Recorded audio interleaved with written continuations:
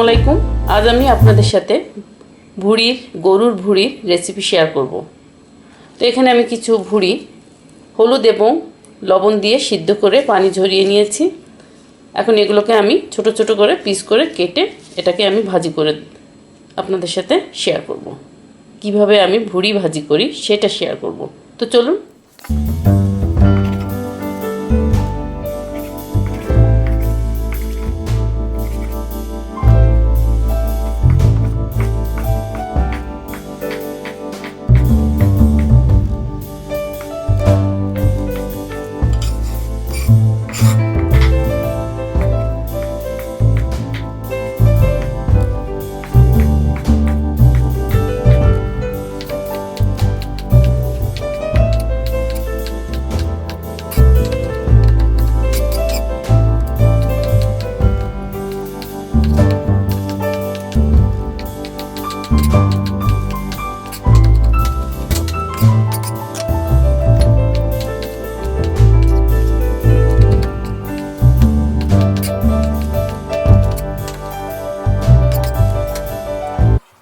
তো এখানে আমার সব ভুঁড়ি সব পিস পিস করে কাটা ডান। এখন এই ভুঁড়িগুলো আমি ভাজি করব। আর এখান থেকে আমি কিছু ভুঁড়ি উঠিয়ে রেখেছি, এটা আমি জাস্ট ভুনা করব। আর এই ভাজি করার জন্য এই ভুঁড়িটা আমি এখানে নিয়ে নিয়েছি পরিমাণ মতো পেঁয়াজ কুচি। পেঁয়াজগুলো ঠিক এই সাইজে কেটে নিয়েছি। সমপরিমাণ রসুন কুচি, পেঁয়াজ কুচি, রসুন কুচি, আর নিয়েছি দারচিনি, এলাচ, লং, গোলমরিচ, শুকনা মরিচ ক্রাশ করা, কিছু তেজপাতা, আর এখানে রেখেছি ডাইস করে রাখা ছোট ছোট ডাইস করে আলু কেটে রেখেছি, আর কিছু শুকনা মরিচ। তো এখন আমি ভাজতে যাব, আপনারা সাথে থাকুন। প্রথমে আমি ভাজি করার জন্য পর্যাপ্ত তেল নিয়ে নিলাম। এখন আমি এর ভিতরে দিয়ে দিচ্ছি 1 চা চামচ পরিমাণ মতো গোটা জিরা, আর একটু 1.5। এরপর আমি দিয়ে দিব ফালি করা, জাস্ট মাঝখান থেকে ফালি করা শুকনো মরিচ, আর সাথে দিয়ে দিচ্ছি গোলমরিচ, এলাচ, দারচিনি, লং অ্যান্ড তেজপাতা। এরপর কেটে রাখা ভুঁড়িগুলো সব দিয়ে সামান্য নেড়ে চেড়ে এর ভিতর একে একে আমি দিয়ে দিব ক্রাস্ট করা চিলি পেপার আর পরিমাণ মতো হলুদ গুঁড়া এবং স্বাদ মতো লবণ।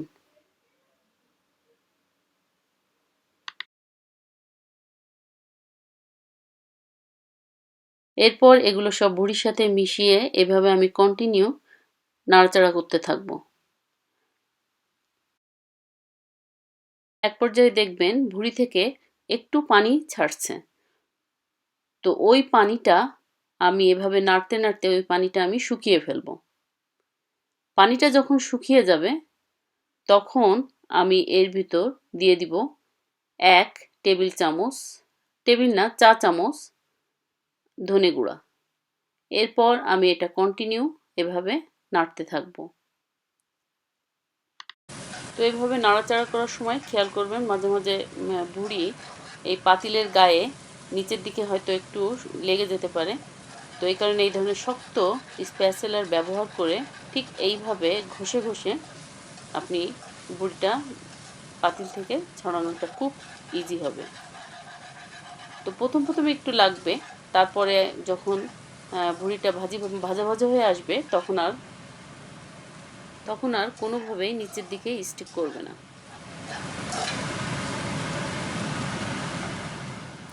যেহেতু এটা ভুঁড়ি ভাজি, এটা ভুঁড়ি ভুনা না, তো এই কারণেই এটা খুব সুন্দরভাবে একটু ভাজা ভাজা করে একটু সময় নিয়ে একটু ভাজতে হবে।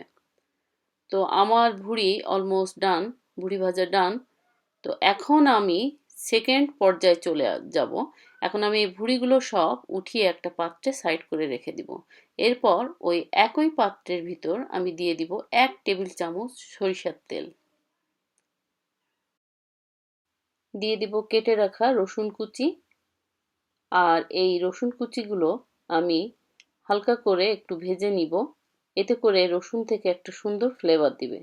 ঠিক এই পর্যায়ে আসলে আমি রসুনগুলো সাইড করে রেখে এর ভিতরে দিয়ে দিব একে একে পেঁয়াজ কুচি আর ছোট করে কিউব করে কেটে রাখা আলু আর সামান্য লবণ।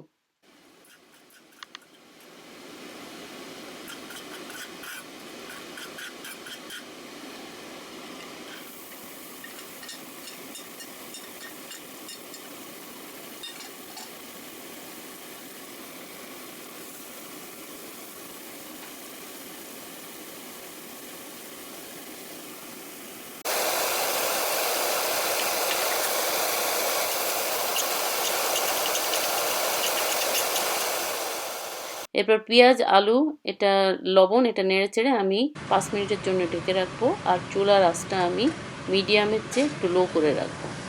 এতে করে যেটা হবে, পানি থেকে পেঁয়াজ থেকে যে পানিটা বের হবে ওইটার থেকে আপনার আলুটা হালকা একটু সিদ্ধ হয়ে আসবে।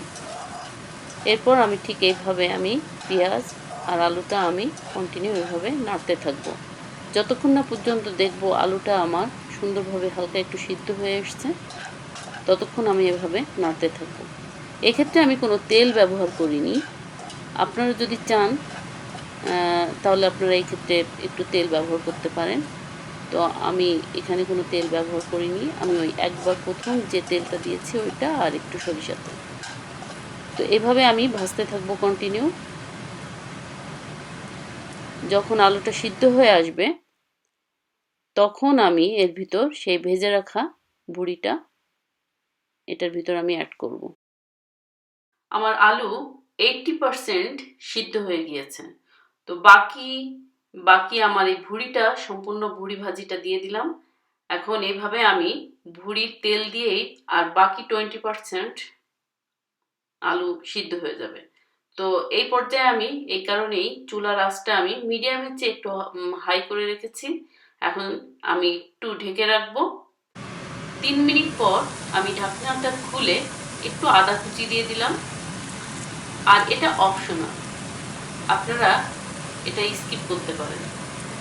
তো এখন আমি এভাবে কন্টিনিউ নাড়াচাড়া করে আমি আপনাদেরকে দেখাবো আমার আলু 100% সিদ্ধ হয়ে গিয়েছে। এই দেখুন একটা আলু আমি উঠিয়ে আপনাদেরকে দেখাচ্ছি। এই দেখুন কি সুন্দরভাবে সিদ্ধ হয়ে গিয়েছে এবং আলুটাও সুন্দরভাবে ভাজা ভাজা হয়ে এসেছে। তো আমার ভুড়ি ভাজি অলমোস্ট ডান। তো আমার এই রেসিপি আপনাদের কেমন লাগলো আমাকে অবশ্যই কমেন্ট বক্সে কমেন্ট করে জানাবেন। আর এই ভুড়ি ভাজি আপনারা সাদা ভাত, গরম গরম সাদা ভাতের সাথে খুব ভালো লাগবে।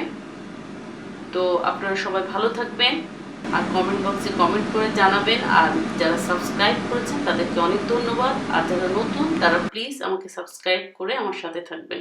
আল্লাহ হাফেজ।